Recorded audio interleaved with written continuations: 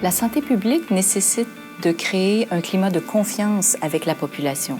Quand vous utilisez des données probantes, ça vous permet d'être d'abord en confiance et de respecter cette confiance que vous porte la population. La prise de décision fondée sur les données probantes est un objectif que toute organisation peut atteindre. Il suffit d'y aller graduellement. Toute ma carrière, j'ai eu à prendre des décisions qui ont trait à une population complète. Donc, ça peut être très, très paralysant de savoir qu'une décision qu'on va prendre va s'appliquer sur 10 000, 100 000, parfois 1 million d'individus. Notamment un exemple où on a été interpellé il y a plusieurs années par un groupe de citoyens qui étaient inquiets parce qu'on tentait dans une municipalité de déployer un nouveau développement domiciliaire dans une région où le sous-sol riche en uranium. Donc, il y avait des gens qui étaient inquiets, se disaient, il y a déjà eu une mine d'uranium ici. Qu'est-ce qui va se passer par rapport à nos maisons?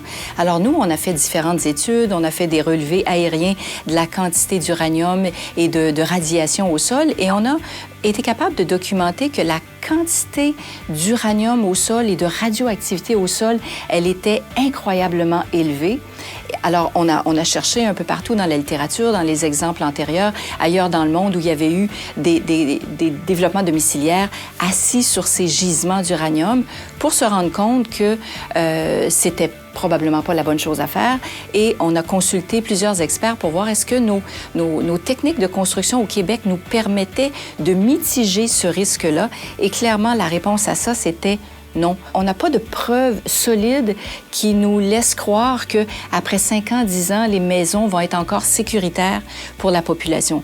Donc, ça nous a amené à prendre une décision de stopper le développement domiciliaire.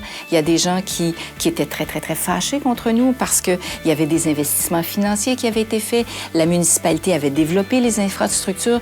Donc, une décision très difficile qui vraiment bousculait beaucoup de personnes, bousculait les politiciens, bousculait les décideurs, mais on était très solide par rapport à notre décision. Je crois qu'en santé publique, ça tombe sous le sens qu'il nous faut baser nos prises de décision sur un ensemble de données solides, validées.